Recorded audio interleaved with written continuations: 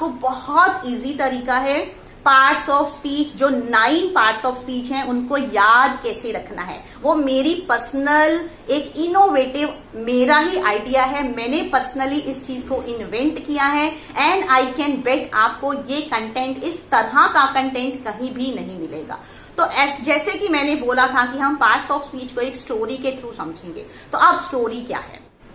Parts of speech सुनने में आपको ऐसा लगता होगा कि बहुत ही बोरिंग, बहुत ही डिफिकल्ट सा ग्रामर का टॉपिक है, बट अगर मैं आपसे बोलूं कि इस टॉपिक को भी हम एक स्टोरी के थ्रू बहुत इजीली और बहुत ही इंटरेस्टिंग वे में समझ सकते हैं, तो आप क्या कहेंगे? आप सोचेंगे पार्ट्स ऑफ स्पीच की क्या स्टोरी हो सकती है? हो सकती है। एक्चुअली हमारे ऑनलाइन प्लेटफॉर्म KOLE गुरुकुल पे हम स्टूडेंट्स को ग्रामर के लेसन्स इसी तरह से देते हैं, जिसमें हम हर ग्रामर के टॉपिक की एक स्टोरी बना देते हैं, जिससे कि अगर वो एक बार उस चीज को सुन लेते हैं तो वो उनके माइंड में छप जाती है और वो उसको कभी भी नहीं भूलते। तो अगर आप भी हमारे उस पेड कोर्स का फायदा लेना चाहते हैं इस फ्री वीडियो में, then watch this video completely, share it with others and don't forget to subscribe to Kingdom of Learning. किसी भी रीजन की वजह से इंग्लिश इंप्रूव करना चाहते हैं, आप पक्का पार्ट्स ऑफ स्पीच को पहचान जाएंगे और उनको एक दूसरे से चेंज कैसे करना है वो भी आपको आ जाएगा। So let's start. सबसे पहले हमें ये समझना है कि ये पार्ट्स ऑफ स्पीच आखिर होते क्या हैं। तो इसको मैं आपको एक एग्जाम्पल के थ्रू समझाती हूँ, फिर मैं आपको इनको लर्न करने के लिए एक छोटी सी स्टोरी सुनाऊंगी, फिर हम एक एक करके इन सारे पार्ट्स ऑफ स्पीच की डेफिनेशन और इनके एग्जाम्पल्स और इनको पहचानना कैसे है वो सब देखेंगे। सबसे पहले कि पार्ट्स ऑफ स्पीच होते क्या हैं। अब स्पीच क्या होती है? स्पीच होती है बातचीत। जैसे मैं अब आपसे बात कर रही हूँ, ये एक स्पीच है, क्योंकि इंग्लिश एक लैंग्वेज है और एक लैंग्वेज में क्या होता है, उसके 4 कंपोनेंट्स होते हैं, reading, writing, listening and speaking. Means किसी भी लैंग्वेज को हम या तो लिखते हैं या हम बोलते हैं या सुनते हैं या फिर हम पढ़ते हैं, तो सेम चीज हम इंग्लिश में भी करते हैं। तो अब इन चारों चीजों को करने के लिए हमें क्या चाहिए होता है? हमें चाहिए होते हैं कुछ सेंटेंसेस, और उन्हीं सेंटेंसेस को बनाने के लिए हमें चाहिए होते हैं कुछ वर्ड्स। तो यही सारे वर्ड्स जो आपके किसी भी एक सेंटेंस को फ्रेम करने के लिए यूज होते हैं, और हर वर्ड का एक अलग फंक्शन होता है, हर वर्ड का एक अलग कॉन्सेप्ट होता है, हर वर्ड के यूज करने का तरीका अलग होता है, तो वही सारे पार्ट्स ऑफ स्पीच कहलाते हैं। मीन्स एक सेंटेंस के जितने भी अलग अलग पार्ट्स होते हैं उन्हें हम पार्ट्स ऑफ स्पीच बोलते हैं। तो अब हम डिस्कस करेंगे कि ये पार्ट्स ऑफ स्पीच एक्चुअली आप इनको एक एग्जाम्पल के थ्रू कैसे समझ सकते हैं और ये क्यों इंपॉर्टेंट है। यहाँ पर अगर मैं आपको एक एग्जाम्पल दूं कि जब आप एक घर बनवाने लगते हैं तो घर बनाने के लिए हमें क्या क्या जरूरत होती है। ऐसा तो नहीं है कि आपने एक हवा में एक मंत्र फेरा और आपका घर खड़ा हो गया, ऐसा नहीं होता। घर को बनाने के लिए हमें ब्रिक्स की जरूरत होती है, हमें सीमेंट की जरूरत होती है, हमें वुड की जरूरत होती है, हमें आयरन की जरूरत होती है, हमें बहुत सारी चीजों की जरूरत होती है। मीन्स उन चीजों के बिना आप इमेजिन भी नहीं कर सकते कि आपका घर बनकर खड़ा हो जाएगा। और सबसे ज्यादा इंपॉर्टेंट होते हैं उसको बनाने वाले लेबरर्स। तो इसी तरह हमारा जो पेड कोर्स है उसमें हम स्टूडेंट्स को पार्ट्स ऑफ स्पीच इसी तरह से समझाते हैं। मीन्स एक बिल्डिंग, एक घर को बनाने के लिए जैसे अलग अलग बिल्डिंग ब्लॉक्स होते हैं, उसी तरह एक सेंटेंस को बनाने के लिए, एक स्पीच को बनाने के लिए भी अलग अलग तरह के वर्ड्स होते हैं, जिनको हमने अलग अलग तरह से अलग अलग स्टोरीज के थ्रू प्रेजेंट किया हुआ है। वो बात हो गई हमारे पेड कोर्स की। आज इस फ्री वीडियो में मैं आपको पार्ट्स ऑफ स्पीच से रिलेटेड एक ऐसी शॉर्ट फॉर्म बता दूंगी जिसको अगर आप लर्न कर लेंगे तो आप कभी भी कंफ्यूज नहीं होंगे कि ये वर्ड पार्ट्स ऑफ स्पीच के अंडर आता है या नहीं आता। तो देखते हैं वो क्या चीज है। तो ये तो समझ में आ गया कि पार्ट्स ऑफ स्पीच क्या होते हैं। एक सेंटेंस में जितने भी अलग अलग वर्ड्स होते हैं, भले ही वो एक लेटर का भी वर्ड हो, भले ही वो अ है, एन है, द है, हर वर्ड की अपनी एक अलग इंपॉर्टेंस है, हर वर्ड का अलग फंक्शन है और वो एक सेंटेंस को फ्रेम करने में बहुत इंपॉर्टेंट रोल निभाते हैं। तो अब हम सोच रहे हैं कि पार्ट्स ऑफ स्पीच पता तो चल गया, बट ये हैं कितने। अब अलग अलग लोगों ने अलग अलग number of parts of speech बताए होंगे। मोस्टली आपको आपके टीचर्स ने या फिर आपने कहीं भी किसी से भी सुना होगा कि there are 8 parts of speech. No, if I say there are 9 parts of speech, तो आप सरप्राइज मत होना। अब 9 पार्ट्स ऑफ स्पीच क्यों होते हैं, उसके पीछे एक बहुत बड़ा लॉजिक है। क्या लॉजिक है कि हमारे 3 आर्टिकल्स होते हैं, अ, एन और द, राइट। तो इनके बिना क्या आप सेंटेंसेस फ्रेम कर सकते हैं? मीन्स कोई सेंटेंस हो सकता है जिनमें ये यूज नहीं हो सकते, नहीं हो रहे हैं, बट ये एक सेंटेंस का बहुत इंपॉर्टेंट पार्ट है। और ये आर्टिकल्स जो हैं ये किसके अंडर आते हैं? ये आते हैं डिटर्मिनर्स के अंडर। अब आप सोच रहे होंगे ये डिटर्मिनर्स क्या होते हैं? तो एक्चुअली डिटर्मिनर्स पहले एडजेक्टिव्स के अंडर ही आते थे। मीन्स एडजेक्टिव्स और डिटर्मिनर्स दोनों को एक ही समझा जाता था, बट अब की जो हमारी एडवांस्ड इंग्लिश है उसमें डिटर्मिनर्स और एडजेक्टिव्स दोनों अलग अलग टॉपिक्स हैं। तो अब हम इसकी डेप्थ में अभी नहीं जाते, अदरवाइज आप कंफ्यूज हो जाएंगे। हम अलग अलग डिटर्मिनर्स और एडजेक्टिव्स को जब हम अभी स्टडी करेंगे पार्ट्स ऑफ स्पीच को तो डिस्कस करेंगे, और मैं आपको ये भी बताऊंगी कि इन दोनों में डिफरेंस क्या है, क्योंकि आपके एंट्रेंस एग्जाम में ये भी पूछा जा सकता है, तो आपको पता होना चाहिए। देखेंगे 9 पार्ट्स ऑफ स्पीच होते हैं, नाउन होता है, प्रोनाउन होता है, प्रीपोजिशन होता है, कंजंक्शन होता है, ये होता है, वो होता है, तो आप डेफिनेटली कंफ्यूज हो जाएंगे। और स्पेशली अगर आप बिगिनर्स हैं, मीन्स आप बिगिनिंग से अभी से इंग्लिश सीखना स्टार्ट कर रहे हैं, या फिर आप किसी एग्जाम की तैयारी करना चाह रहे हैं, तो definitely you will get confuse. तो अब आपको बहुत इजी तरीका है, पार्ट था कि हम पार्ट्स ऑफ स्पीच को एक स्टोरी के थ्रू समझेंगे। तो अब स्टोरी क्या है? स्टोरी है, एक बार एक छोटा सा विलेज होता है, उस छोटे से विलेज का नाम होता है एना, ANA, एना। अब वहां पर उस विलेज में एक डीसीपी आता है। DCP means director commissioner of police, आप कुछ भी उसकी फुल फॉर्म लगा लो, उसका नाम होता है डीसीपी। तो एक डीसीपी आता है जो कि एक वीआईपी होता है। वीआईपी भी अब आपको पता होगा, वेरी इंपॉर्टेंट पर्सन। तो हम रिपीट करते हैं अपनी स्टोरी। एना नाम के एक विलेज में एक डीसीपी आता है जो कि एक वीआईपी होता है। फिर वहां पर वो एक बिल्डिंग बनवाता है, जिस बिल्डिंग में वो बहुत सारी चीजों को, बहुत सारा मटेरियल कलेक्ट करवाता है, फिर वो उस बिल्डिंग को बनवाता है। तो बस आई थिंक इतनी सी स्टोरी अगर आपको समझ में आ गई, तो इस स्टोरी में हमारे 3 प्रोमिनेंट वर्ड्स हैं जो यूज हुए हैं। अब वो 3 प्रोमिनेंट वर्ड्स क्या हैं, वो यहां पर ऑलरेडी मैंने लिख रखे हैं। वो है DCP, DCP, VIP, VIP and ANA. तो बस अगर आपको parts of speech, 9 parts of speech को याद रखना है, तो आपको उसके लिए ये 9 लेटर्स मीन्स ये 3 वर्ड्स याद करने हैं। ये 3 वर्ड्स क्या हैं? डीसीपी, वीआईपी, एना। डीसीपी, वीआईपी, एना। तो अब ये डीसीपी, वीआईपी, एना आपने याद रखना है, और इसी के साथ आप इस वीडियो को फटाफट उन लोगों के साथ शेयर कर दो जो भी इस तरह की चीजों को सीखने में इंटरेस्टेड हैं, या फिर जिनका कोई एग्जाम है, या फिर जो भी इंग्लिश इंप्रूव करना चाहते हैं। क्योंकि ये चीज आई कैन बेट आपको कोई इस तरह से नहीं समझाएगा, और ये हम अपने पेड कोर्सेज में सिखाते हैं, बट अब हम आपको ये फ्री में सिखा रहे हैं। तो DCP, VIP, Anna.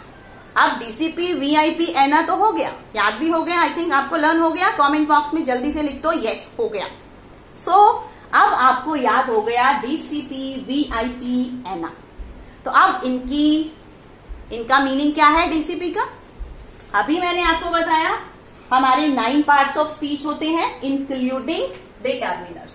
9 parts of speech, 9 parts of speech होते हैं इंक्लूडिंग डिटर्मिनर्स। तो अब हम स्टार्ट ही डिटर्मिनर से करेंगे। तो डीसीपी की फुल फॉर्म है, D stands for determiners, C stands for conjunction और कनेक्टर। कुछ लोग इन्हें कंजंक्शंस बोलते हैं, कुछ लोग कनेक्टर्स बोलते हैं, और कई बार हम इन्हें लिंकिंग वर्ड्स, लिंकर्स भी बोलते हैं। और पी स्टैंड्स फॉर प्रीपोजिशन। अभी इनको हम डिटेल में भी डिस्कस करने वाले हैं कि अलग अलग इनके क्या मीनिंग, क्या डेफिनेशन होती हैं। So just wait. तो उसके बाद आ जाता है हमारा VIP. VIP, V stands for verb. तो वर्ब से रिलेटेड बहुत सारी वीडियोस मैं ऑलरेडी अपलोड कर चुकी हूं, just go and watch them after this video. I stands for interjection, interjection. फिर हमारा पी, अब 2 P है, इसमें एक DCP, VIP, 2 P है। एक P को हमने प्रेपोजिशन बोल दिया था, तो दूसरा P है हमारा प्रोनाउन। प्रोनाउन। अब एना, एना में 2 A है और एक N है। N तो हमारा हो गया मोस्ट फेमस नाउन, और एक A हमारा हो गया एडवर्ब, और दूसरा A हमारा हो गया एडजेक्टिव। तो हो गया ना easy, how to learn 9 parts of speech. अगर आप कोई टीचर्स हैं, आप कोई पेरेंट्स हैं, इवन आप छोटे बच्चों को भी इस तरह से समझाएंगे तो hopefully they will also understand, और उनको लाइफ में कभी कंफ्यूजन नहीं होगा कि ये पार्ट्स ऑफ स्पीच क्या होते हैं, कितने होते हैं। तो आप बस उनको ये रटवा दें, DCP, VIP, एना। आप इसको एक सेंटेंस भी फ्रेम कर सकते हैं, like you can say I am a VIP DCP of ANA, या फिर I am DCP a VIP of ANA. Means आप ऐसे इस तरह से किसी भी तरह से याद खुद भी लर्न कर सकते हैं और आप दूसरों को भी लर्न करवा सकते हैं। तो अब आपको 9 पार्ट्स ऑफ स्पीच पता चल गए, DCP, VIP, एना। मैं बार बार इस वर्ड को रिपीट कर रही हूँ, इन 3 वर्ड्स को रिपीट कर रही हूँ ताकि आपको ये वीडियो देखते देखते ही learn. So let's continue now. अब हम 1 बाय 1 इन सारे पार्ट्स ऑफ स्पीच को स्टडी करेंगे, इनकी डेफिनेशन देखेंगे और इनके एग्जाम्पल्स देखेंगे। तो अब हम स्टार्ट कहाँ से करेंगे? हम स्टार्ट करते हैं D से। D means determiners. अब आप सोच रहे होंगे कि हम सबसे नए वाले पार्ट्स ऑफ स्पीच से क्यों स्टार्ट कर रहे हैं, क्योंकि आई पर्सनली बिलीव कि अगर आप किसी डिफिकल्ट चीज से स्टार्ट करते हैं तो एंड तक जाते जाते वो चीज आपके लिए बहुत इजी हो जाती है। Means I personally believe in this thing कि जब भी मुझे कुछ नया सीखना होता है, मैं इजी को उठाकर मैं हमेशा डिफिकल्ट मोस्ट को उठाती हूँ, ताकि जब तक मैं एंड तक पहुंचूंगी, सेशन के एंड तक या साल के एंड तक, तब तक वो चीज मेरी कई बार रिवाइज हो जाएगी। तो इसीलिए अब हम डिटर्मिनर को ही सबसे पहले उठाएंगे। तो अब डिटर्मिनर्स क्या होते हैं? As I told you earlier कि पहले क्या होता था, पहले की इंग्लिश में लाइक डिटर्मिनर्स और एडजेक्टिव्स दोनों एक ही माने जाते थे। अब लेकिन डिटर्मिनर्स और एडजेक्टिव्स में डिफरेंस होता है। वो क्या डिफरेंस होता है कि यहाँ पर अब हम एडजेक्टिव्स और डिटर्मिनर्स दोनों को हमें एक साथ स्टडी करना पड़ेगा, तभी आप समझ पाएंगे। तो एडजेक्टिव क्या होता है? एडजेक्टिव्स होते हैं जो किसी भी नाउन या प्रोनाउन की क्वालिटी को बताते हैं। कोई भी वर्ड्स जो नाउन या प्रोनाउन की क्वालिटी को बताते हैं उन्हें हम एडजेक्टिव्स बोलते हैं। जैसे he is a good boy, that is a black horse, तो ब्लैक, गुड, ये सब हमारे एडजेक्टिव्स हो जाए। ही या फिर बॉय की क्वालिटी बता रहा है हमें, तो वो एक एडजेक्टिव है, क्योंकि एडजेक्टिव हमेशा हमें किसी चीज की क्वालिटी बताते हैं। क्वालिटी मतलब वो बताते हैं कि कोई चीज अच्छी है, बुरी है, छोटी है, बड़ी है, लंबी है, काली है, गोरी है, किसी भी तरह की कोई भी क्वालिटी अगर हमें जाननी है किसी चीज की, तो वो हमें बताते हैं एडजेक्टिव्स। बट अगर किसी चीज की क्वांटिटी कोई बताता है तो वर्ड्स हमें नाउन या प्रोनाउन की क्वांटिटी या नंबर बताते हैं, वो होते हैं डिटर्मिनर्स। तो एडजेक्टिव्स क्या होते हैं? एडजेक्टिव्स हमें किसी चीज की किसी नाउन या प्रोनाउन की क्वालिटी बताते हैं, और डिटर्मिनर्स उस नाउन या प्रोनाउन के यूज को लिमिट करते हैं, डिटरमिन करते हैं, या फिर उसकी क्वांटिटी या नंबर को एम्फेसाइज करते हैं। तो अब एक एग्जाम्पल और ले लेते हैं हम, ताकि आपको अच्छे से समझ आ जाए कि एडजेक्टिव और डिटर्मिनर्स में आपको कंफ्यूजन नहीं रहेगा। लाइक इफ आई से I have a big glass of water, तो अब अ क्या है? अ एक आर्टिकल है, तो I have 1 glass of water to drink. अगर मैं बोलूं I drink 1 glass of water, 1 glass of water, तो अब 1 क्या है? 1 क्या है? हमें नंबर बता रहा है, मैं कितने गिलास पानी पीती हूँ? 1। तो 1 जो है वो एक नंबर है, तो वो एक डिटर्मिनर है, वो एडजेक्टिव नहीं है, वो डिटर्मिनर है। तो अगर आप एंट्रेंस एग्जाम्स में जा रहे हैं तो कोई मीन्स कुछ हाई लेवल की इंग्लिश ही पूछी जाएगी आपसे, जिसमें आपको डेप्थ में पता होना चाहिए हर चीज के बारे में। तो इस चैनल पे, मेरे चैनल पे आपको यही सब ग्रामर की बिल्कुल डेप्थ में नॉलेज मिलेगी। So subscribe to my channel, share it with your friends and other people who are preparing for any exams or anything, because you know this is my favorite topic. I love teaching grammar. तो अगर आपको grammar से related, इस topic से related या किसी भी topic से रिलेटेड कोई भी डाउट है, you feel free to ask in the comment box. So let's continue. Quantity बताते हैं, नंबर जैसे 1 2 3 4 कुछ भी नंबर अगर किसी नाउन प्रोनाउन से पहले लग गया वो डिटर्मिनर हो गया। क्वांटिटी बताते हैं जैसे कुछ वर्ड, फ्यू हो गया, लिटिल हो गया, सम हो गया, एनी हो गया, या फिर इनफ हो गया। बहुत सारे वर्ड ऐसे होते हैं जो डिटर्मिनर्स कहलाते हैं, एडजेक्टिव्स नहीं, राइट। तो ये आपको पता होना चाहिए। तो अब हमने 2 पार्ट्स ऑफ स्पीच कवर कर लिए, एडजेक्टिव्स और डिटर्मिनर्स। तो अब हम आते हैं अपने थर्ड पार्ट ऑफ स्पीच पे, जो कि है कंजंक्शंस। कंजंक्शंस या कनेक्टर्स। तो अब कनेक्टर वर्ड सुन के ही आपको समझ में आ जाना चाहिए। कनेक्टर मतलब कनेक्ट करता है। किसको कनेक्ट करते हैं? या तो ये 2 वर्ड्स को कनेक्ट कर सकते हैं या फिर 2 सेंटेंसेस को भी कनेक्ट कर सकते हैं। लाइक अगर मैं बोलूं Ram and Shyam went to the market, तो राम एंड श्याम 2 वर्ड्स को इन्होंने एंड ने कनेक्ट कर दिया, तो एंड एक कनेक्टर होगा। तो इसी तरह से बहुत लंबी लिस्ट होती है कनेक्टर्स की। ये ज्यादा डिफिकल्ट नहीं होते, बट फिर भी आपको प्रैक्टिस चाहिए। तो इसके लिए हर एक पार्ट ऑफ स्पीच से रिलेटेड डिटेल्ड वीडियोस बहुत जल्द आएंगी। हर पार्ट ऑफ स्पीच से रिलेटेड एक स्टोरी सुनाई जाएगी आपको। तो यही हमारी यूएसपी है, यही हमारी एक बिल्कुल यूनिक टेक्निक है ग्रामर पढ़ाने की। तो I hope you will definitely like it. तो अब इसी बात पे वीडियो को लाइक किया या नहीं किया? एंड एक्सेट्रा, दो, ऑल्दो, और बहुत सारे होते हैं, बिकॉज होता है, ये हम कनेक्टर से रिलेटेड एक डेजिग्नेटेड वीडियो आएगी, उसमें डिस्कस करेंगे। अब हमारा आ गया P. First P stand for preposition. अब जो सबसे ज्यादा कंफ्यूजन होता है वो होता है पी और सी में, मीन्स कनेक्टर्स, कंजंक्शंस और प्रेपोजिशंस में। क्योंकि पहले हम थोड़ा समझते हैं कि कनेक्टर्स को हमने कैसे समझा था। कनेक्टर्स जो हैं वो 2 वर्ड्स या 2 सेंटेंसेस को कनेक्ट करते हैं, जोड़ते हैं।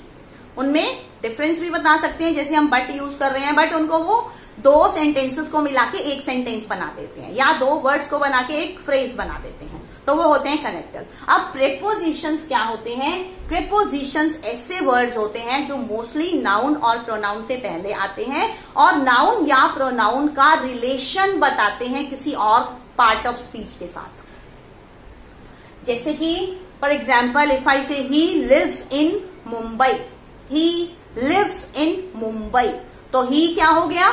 एक प्रोनाउन हो गया, लिव्स एक वर्ब हो गया, मुंबई भी एक नाउन हो गया। तो इन जो बीच में आया, इन, वो है एक प्रेपोजिशन, क्योंकि वो हमें रिलेशन बता रहा है कि उसका मुंबई के साथ क्या रिलेशन है, कि वो मुंबई में रहता है। में तो पोजीशन, एक तरह से आप पोजीशन से याद कर सकते हैं कि पोजीशन होती है इसमें कुछ ना कुछ। लाइक बहुत सारी प्रेपोजिशंस होती है, जैसे इन है, इनटू है, ऑन है, ओवर है, बहुत सारी इस तरह की प्रेपोजिशंस भी होती हैं, जिनको हम डिटेल में किसी और वीडियो में डिस्कस करेंगे जब प्रेपोजिशन का नंबर आएगा। अब आप इनमें से सबसे पहले कौन से पार्ट ऑफ स्पीच पे एक डिटेल्ड वीडियो चाहते हैं वो आप कमेंट बॉक्स में लिखकर बता दें, so that I can create that video. First of all, verb से related I have already created so many videos. अब वर्ब का टॉपिक आई थिंक एक कॉमन एरर्स की एक और वीडियो आएगी जो आपके कॉम्पिटिटिव एग्जाम्स में पूछे जा सकते हैं, वर्ब से रिलेटेड कॉमन एरर्स। तो उसके बाद I think I will pick up any one other part of speech और फिर हम उससे रिलेटेड बहुत सारे वीडियोज बनाएंगे, ताकि आप लाइक माई पर्पसेस कि आपको जो भी टॉपिक आप उठा रहे हैं ग्रामर का, उसमें आपकी मास्टरी हो जाए, आपको उसमें कोई डाउट ना रहे। तो अब हमारी जो प्रेपोजिशंस होती हैं, लाइक इन होता है, इनटू होता है, बहुत सारी होती हैं। अब कंफ्यूजन कहाँ होता है? कंफ्यूजन होता है कि बहुत सारे वर्ड्स ऐसे होते हैं जो प्रेपोजिशन भी होते हैं और जो कंजंक्शन भी होते हैं। मीन्स वो ही word, suppose for example I can take one word after.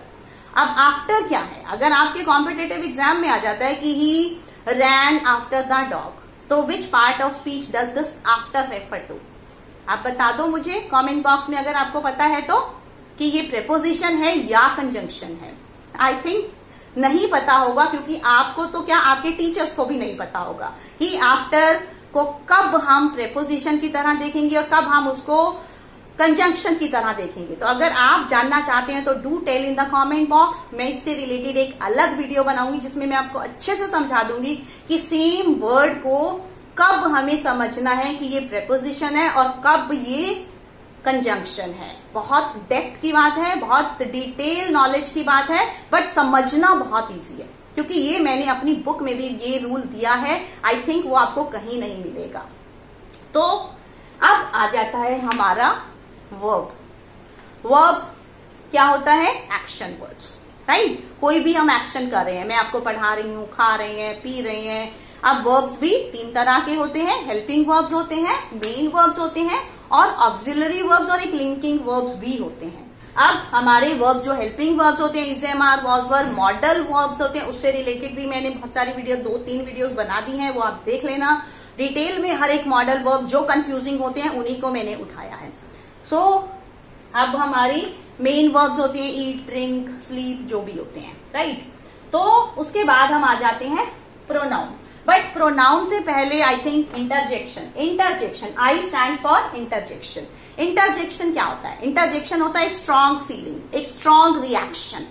Like आपने किसी बहुत सुंदर पेंटिंग को देखा, आपके मुंह से क्या निकलेगा? आप बोलेंगे wow what a beautiful painting, wow what a beautiful painting. तो wow what a beautiful painting, ये एक आपका स्ट्रांग इमोशन है, एक स्ट्रांग फीलिंग है, सडन फीलिंग है। तो ये होगा एक इंटरजेक्शन। तो इंटरजेक्शन को शो करने के लिए हमारे पास कई वर्ड्स होते हैं, जैसे ब्रावो। अगर किसी को आपने एनकरेज करना है तो आप बोलते हैं ब्रावो, रन, वेल डन, इस तरह के वर्ड्स होते हैं। या फिर आप बहुत सैड हो गए तो alas, I lost my dog, alas, I lost my dog. तो इस तरह के वर्ड्स और इनके बाद साइन ऑफ एक्सक्लेमेशन लगता है।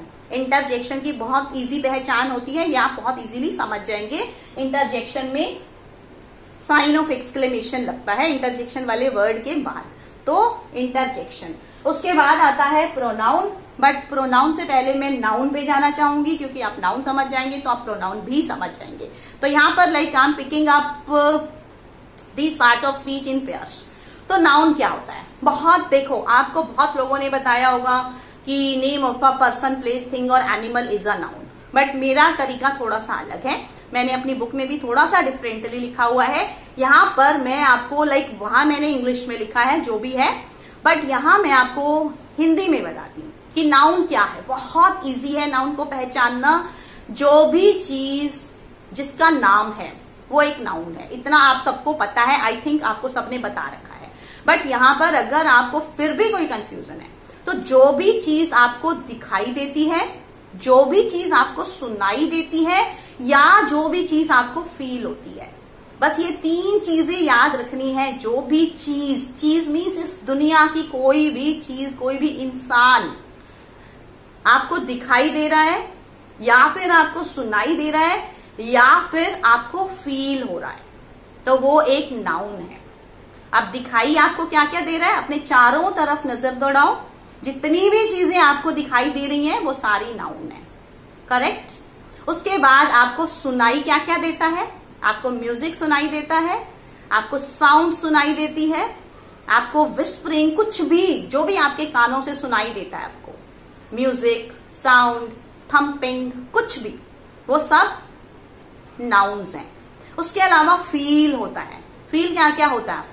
आपको लव फील होता है, आपको अफेक्शन फील होता है, आपको एंगर फील होता है, आपको कभी करेज है, ऑनेस्टी है, बहुत सारे ट्रूथ है, जो भी आपके अंदर की फीलिंग्स होती हैं, कोई भी। और फिर इसके अलावा जो भी एक्टिविटीज होती हैं वो सारी नाउन्स होती हैं।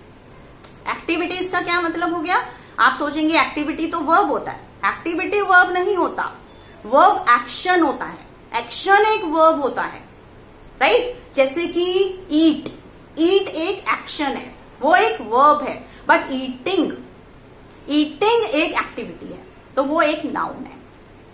क्योंकि आप देख सकते हैं ईटिंग, आप फील कर सकते हैं ईटिंग, आप उस काम को कर सकते हैं, तो वो एक नाउन है। तो नाउन में कभी कंफ्यूज होने की जरूरत नहीं है। नाउन मीन्स जो आपको दिखाई दे रहा है, जो आपको सुनाई दे रहा है, जो एक्टिविटी आप कर सकते हैं, या फिर जो कुछ भी आपको फील होता है, वो सब नाउन है। तो अब प्रोनाउन तो यहीं से निकल कर आ गया। प्रोनाउन क्या है? नाउन की जगह पर अगर आप बार बार एक नाउन को रिपीट करते रहेंगे किसी भी सेंटेंस में, तो वो एक अच्छा इम्पैक्ट नहीं देगा और वो ग्रामेटिकली भी इनकरेक्ट होगा। तो अगर आप बोल रहे हैं Ram is a boy, Ram goes to school, Ram is a very lazy boy, this and that, तो अगर आप हर सेंटेंस में राम राम राम कर रहे हैं तो अच्छी बात है राम राम करना, बट मैं एक एग्जाम्पल दे रही हूँ। लाइक वो अच्छा नहीं लगेगा तो आप उसकी जगह क्या यूज करेंगे? आप उसकी जगह ही यूज कर लेंगे, कभी हिम यूज करेंगे, कभी हिज यूज करेंगे, कभी बहुत सारे कोई है तो उनके लिए दे यूज करेंगे, कभी हम सब हैं तो वी यूज करेंगे, कभी मैं हूं तो मैं आई यूज करूंगी। तो ये सारे हमारे प्रोनाउंस होते हैं। तो इनको डिटेल में हमने लाइक एक हमारे कोर्स में हम इनको हर किसी की एक अलग कहानी है जो अभी मैं नहीं बता सकती, but when I will make separate videos for all these parts of speech I will definitely share those stories with you all. तो हो गया हमारा नाउन एंड प्रोनाउन।